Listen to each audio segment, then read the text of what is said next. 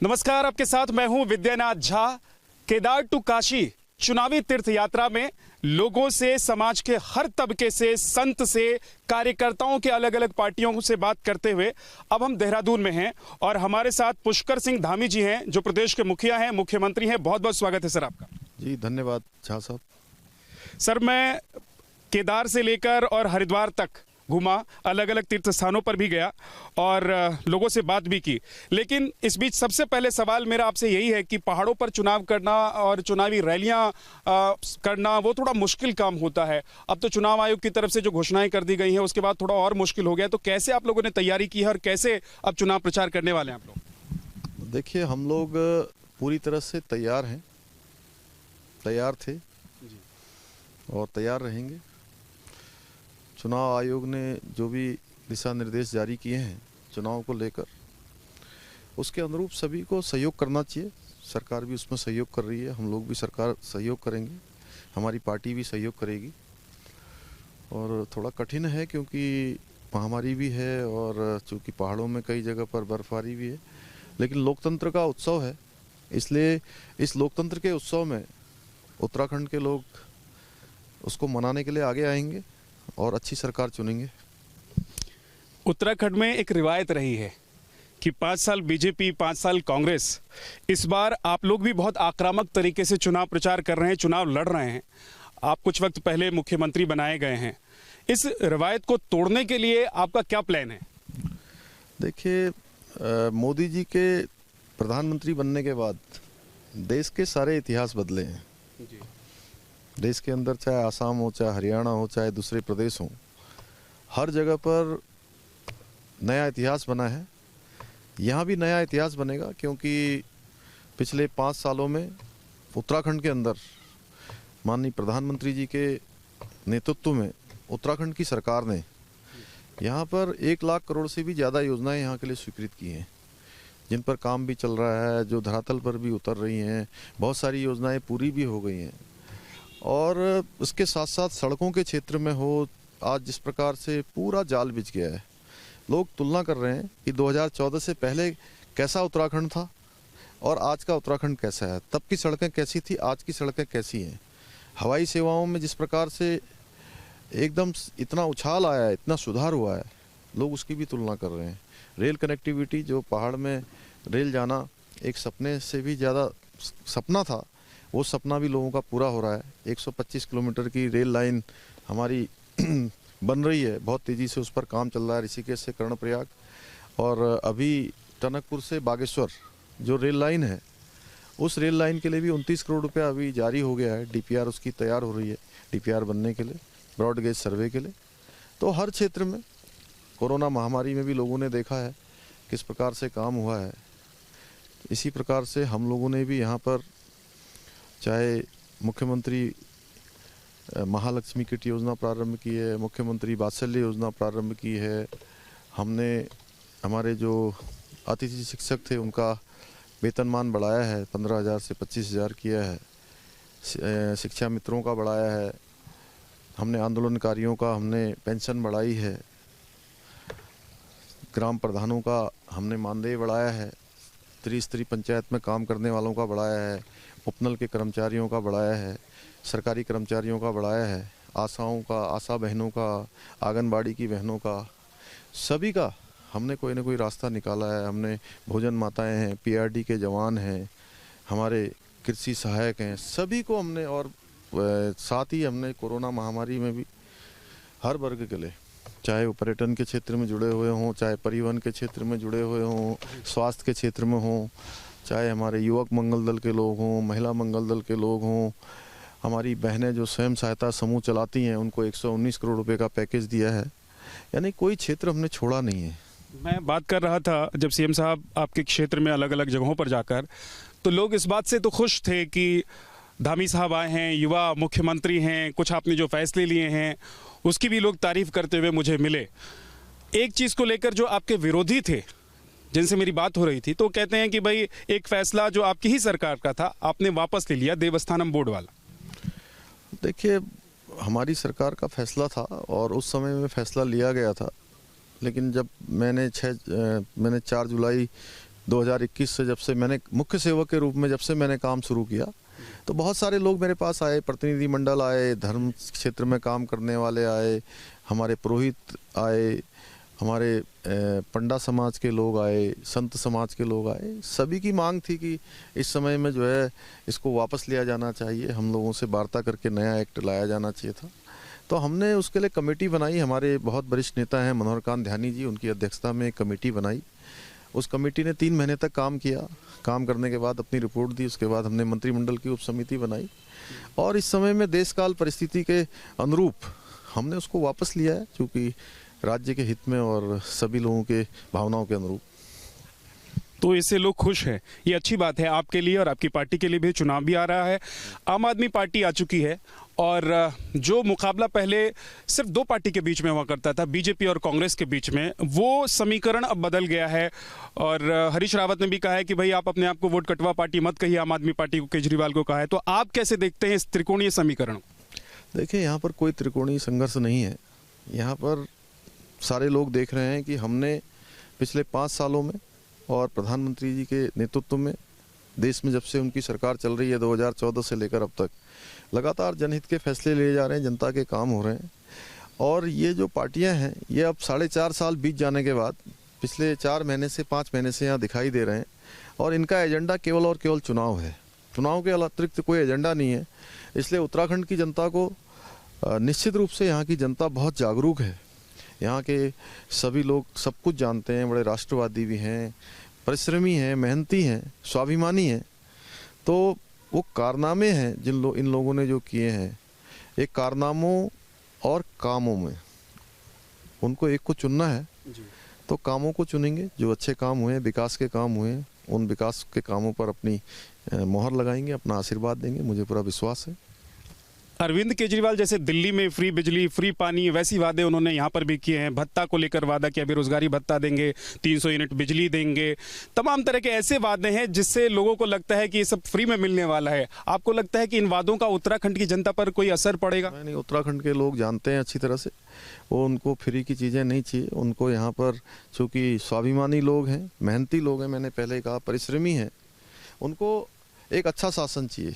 और अच्छा शासन आज मोदी जी के नेतृत्व में पूरे देश में चल रहा है। एक कार्य संस्कृति आई है, एक कार्य व्यवहार आया है उनके बनने के बाद, वो पूरे देश में चल रहा है। उसको उत्तराखंड में भी आगे बढ़ेगा।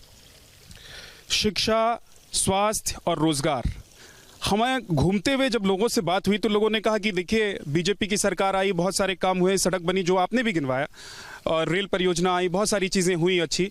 लेकिन ये तीनों क्षेत्र ऐसे हैं जिसमें अभी भी लोगों को बहुत सारी उम्मीदें हैं और शिकायतें भी। नहीं, देखिए, जहाँ तक सुधार की गुंजाइश है वो हमेशा रहती है।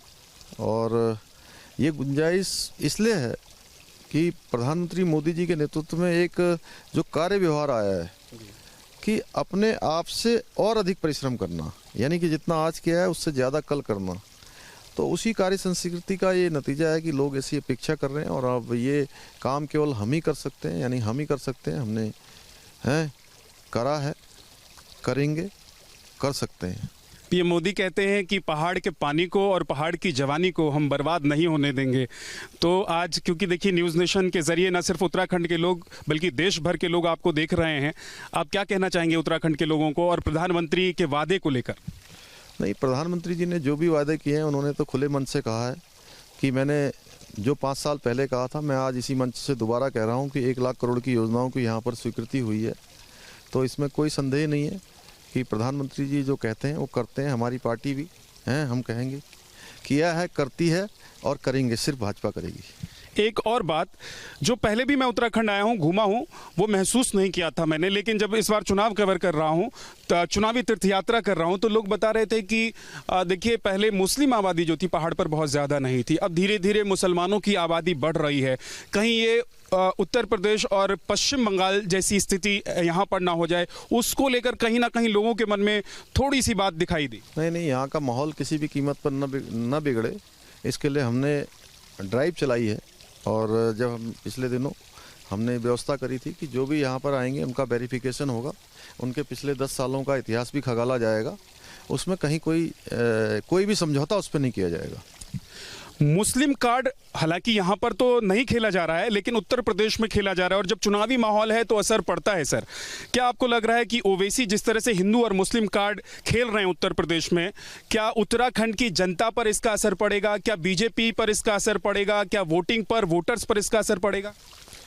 देखिए, हमारे उत्तराखंड के लोग राष्ट्रभक्त और राम भक्त हैं, और कोई भी आ जाए उनको पता है कि राष्ट्रभक्त सरकार चुननी है, ऐसी सरकार चुननी है जो मोदी जी के साथ मिलकर, केंद्र की सरकार के साथ मिलकर जो यहाँ की ज़रूरतें हैं उनको वहाँ प्राथमिकता में लाए, और जो हमारी आवश्यकताएं, हमारी ज़रूरत है, केंद्र भी उसको अपनी प्राथमिकता मिले। इसलिए दोनों सरकार एक जैसी होनी चाहिए।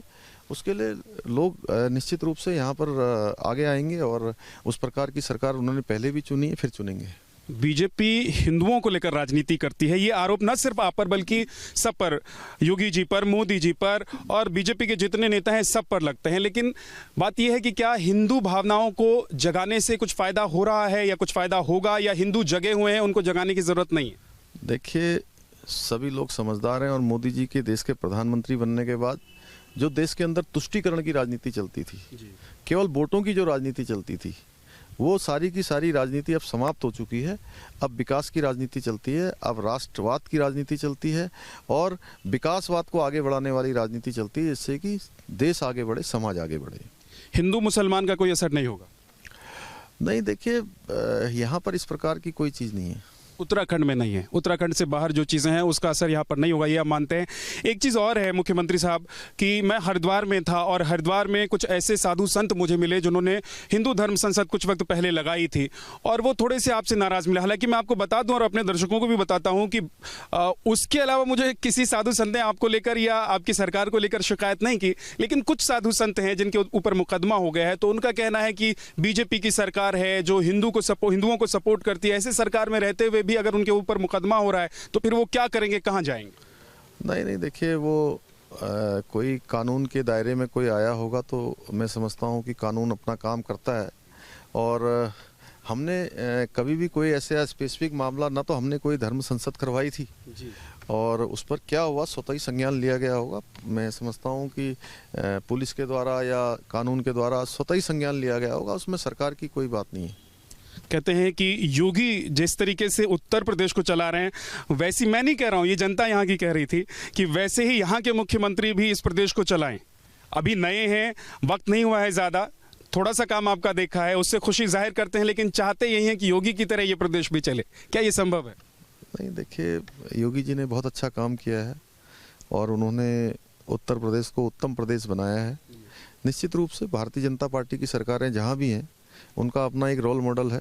हम लोग आज माननीय मोदी जी के नेतृत्व में उस रोल मॉडल को अपना रहे हैं और उसको आगे बढ़ा रहे हैं।